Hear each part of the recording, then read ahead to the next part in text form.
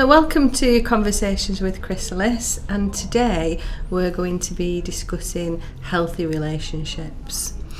So to start off with, having a look at what a healthy relationship is, let's start by exploring our idea of relationships from the media, from pop music, from stories that we heard when we were quite young.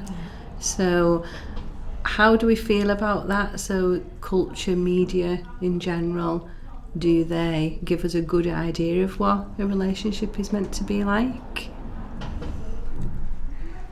I don't feel that they do. Even from when you're a very young child, you might see your parents might be in a healthy relationship, but a lot of people are in single partner households now. Fairy stories always end with, and they all lived happily ever after. But they never actually tell you how they lived happily ever after. Yeah. What actually is a happy ever after? Yeah. What does that mean? Happy ever after. So that expectation that you meet someone, you fall in love, and everything just magically falls into place forever. Yeah. And it's also a bit of dangerous. This healthy relationship sometimes is not only how we interact with others, it's how we actually communicate with ourselves. And sometimes in social media, like teenagers trying to starve themselves just to get this body image like the model or influencer. So it is really important as well to remember that healthy relationship it's also about ourselves, how we believe about ourselves. So I think that is the basic to have a healthy relationship with others. For me, actually. So our relationship with ourselves and how we treat ourselves. Instead of the outward expectations of what society deems a relationship should be like. For us to decide for ourselves, and we can only do that by knowing ourselves, what we like, what we don't like. But we're all of a kind of age where we didn't have social media when we were teenagers. It was like Beauty and the Beast, or when you was growing up and they'd say like at the end happily ever after, and you thought, I'm going to meet my Prince Charming. So somebody to complete me. So what you learn at home from your parents is totally opposite with the social media that portray in the media. So that's why it's really, really, this relationship thing, something that we need to have a common and practice. For our generation, the next generation. Yeah, definitely. Yeah. So there's so many different messages that we get, and younger people now with the social media and people posting stories of how fantastic their relationship is, and there's that measuring ourselves as well, and getting caught up in, well, my relationship's not like that, is there something wrong with it? And a lot of this, well, I don't know, but I think most of the time a lot of people portray that it's amazing, and really it's not what it is. There's an old a lot of people think, I want to be like that, like you've just said, but it's not what they're making it out to be. It's an old saying that you don't know what goes on behind closed doors. When my relationship broke down, people were really amazed because we put on such a good outward appearance to the world. Nobody knew what was happening inside the house, and I was too ashamed to admit it. Were you too ashamed because of the expectations and how it was portrayed? Yes, particularly my parents' generation, everything was, don't let the neighbours know. I was actually told before I got married that if you don't want to get married, that's fine, but if you do, you've made your bed, you must lie on it, so don't come running back to me if it goes wrong. for that reason, I stayed in a very unhealthy relationship for a lot longer than I needed to. And that's really sad, isn't it? Yeah. Yeah. And that saying as well, don't wash your dirty linen in public. Yes. And as well, pop music. Yes. Pop songs, these heart-wrenching, really dramatic. I've lost the love of my life, can't live if living is without you. And so putting all of that onto another person. You can make me happy, you can complete me, you can do this, you. And then all of a sudden they do something that we don't like, or we do something they don't like, and it's, this doesn't fit in with my perfect expectation of you. So maybe it's more to like being happy and agree to disagree. And if you can agree, that's great. But you can also can be disagree but happy about it, rather than like I'm make it big in problem. a good relationship now, and we do have our disagreements, but we compromise. Exactly. We find, and it's almost like in business, when you have a good working relationship, you can sort things out between yourselves and respect the other person's opinion. I think we have to do that in our emotional relationships too. Yeah, and that is very far removed from these romantic notions and ideas, isn't it? Because you wouldn't think of, well, I wouldn't have thought of years ago to think of negotiation, compromise, having, sitting down and talking about things, working things out. It was like had to be this big love thing and this big romantic thing, and everything else should magically fall into place. So it's a partnership then, would you say, with your experience of healthy relationship? Yes.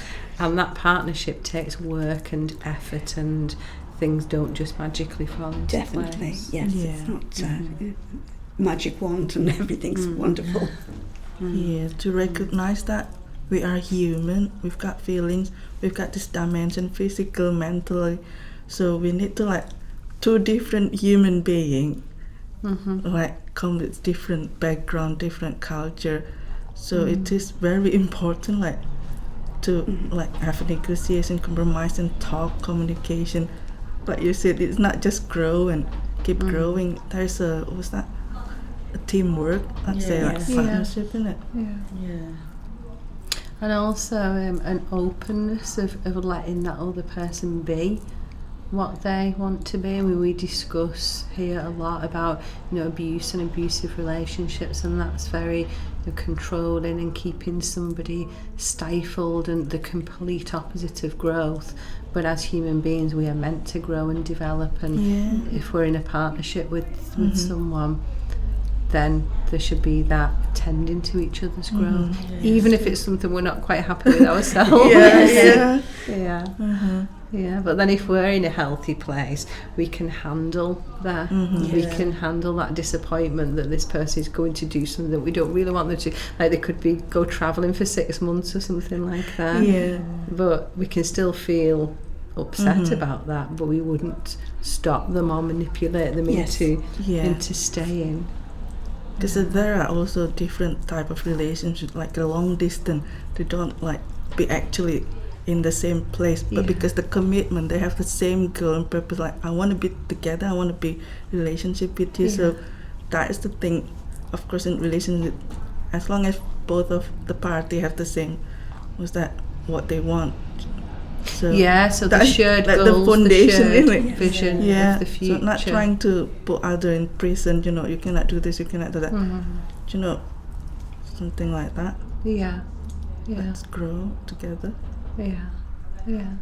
So a romantic relationship then people would add to, each partner would add to each other's life.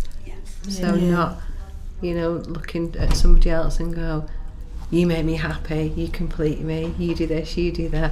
Because if we're looking outside of ourselves for that, we're relying on another person to feed that. And that's unfair on the other person, isn't it? It's very exhausting, isn't it? The other person need to recharge themselves as well. We're the one like needy, and don't forget we also have responsibility for ourselves, our happiness. So it is our responsibility first, make ourselves feel loved, feel cared for. So looking after ourselves is also a big thing. So for a lot of people who, not just at Chrysalis, but in other places where they may have come out of either a negative or a very abusive relationship and be at the point where they're thinking, I would like a partner, I would like to get into a relationship. So it's good then to be able to have these conversations, to think about what does a healthy relationship look like. Otherwise, if we open ourselves up to that and meet someone and get carried away on the wave of romanticism and expectation, it's almost like dissolving those conditions that the media and social media and society have put on us, and stepping back and saying, first of all, am I in a good place to have a relationship? Am I able to and willing to give to somebody else as I would want to receive from them as well? It's just like a healthy diet as well, right? You don't want to put toxic relationship. We don't want that, because at the end we're gonna die as a person. We just fade it away. So it's like eating healthy. I think you don't want to be with somebody that put you down, blame you for things, and you don't want to be that person as well, make other people unhealthy. So just try to think like whatever you plan, that's what you get. What you saw. So if you put like positive to ourselves, to the relationship with other people, that's a healthy one, I think. And really learning to be happy with yourself first of all, before you can then be happy, and you know what you want out of life, rather than depending on somebody else to bring that joy, happiness, excitement, whatever into your life. It's about self-worth, isn't it? Yes. You're worth to be loved. And then you quite you can set your boundaries as well then, and say, right, well, this is not what I want. I'm stepping away from this situation. Which I guess would be easier to do if we have a really good idea of what we would want out of a relationship. What are things that we would want? What are kind of warning signs, and what are absolute deal breakers? So if we know that before and we know ourselves, then maybe because that energy when you first meet someone and the attraction is there and everything, we can easily get carried away with that. I know I have done in the past. And it's hard then to get that sensible. You don't want to listen to anything else. Riding those waves. So this is journey finding ourselves in it. With if we have companion, that's good. But the basic still is about ourselves. It's not being selfish. It's just if we find companion, then it's like add two people enrich things. But still about ourselves is the important thing, because it's our life. So some of the questions maybe at the start of a relationship is, do we have the same values? Do we have the same shared goals? I know someone who went on a first date and said, my goal is eventually to get married and have children, so if you don't want the same thing, there's no point carrying on. And that may seem like, whoa, but and she had a good few dates, but she did meet someone who said, that is my goal as well, and they did end up together, not in a wonderful, amazing, happy ever after, but in a good partnership where they work and they grow together. So it does pay to be really honest. Definitely. I remember when I came out of a bad relationship, I had quite a few dates, but I then used to say we'd go back home and I'd say, you can come in for coffee, but coffee is all that's on offer. And people said to me afterwards, I was so shocked when you said that, but you at least were putting your cards on the table. Yeah, you set the boundary and that was it, yeah. And it feels good, setting boundaries. Yes. Perhaps Yeah. uncomfortable at first, but yeah. Yeah, it's about trial and errors, and we learn. Yes. The way we live, we learn from Mistakes, experience. experience. Yeah. So But we can also learn from other relationships, because all of life is about relationships, isn't it? Unless we live on our own in a secluded hut somewhere we survive. We without won't survive. internet. Yeah, so we've got relationships we have relationship contact with everyone we meet, don't we? Yeah. So we can do some practice in there of what are the boundaries like in my friendships, in my family relationships, with my children. You know, do I need to put some boundaries in there, like maybe not getting involved in drama that's going on with other people. You know, sometimes there's drama going on with my children that I just step back from. Yeah, so work at us being a boundaried, dignified woman. Yeah. Oh, that was a really interesting conversation. Yeah, Thank you everyone for taking you. part. Thank you. Yes, thank you.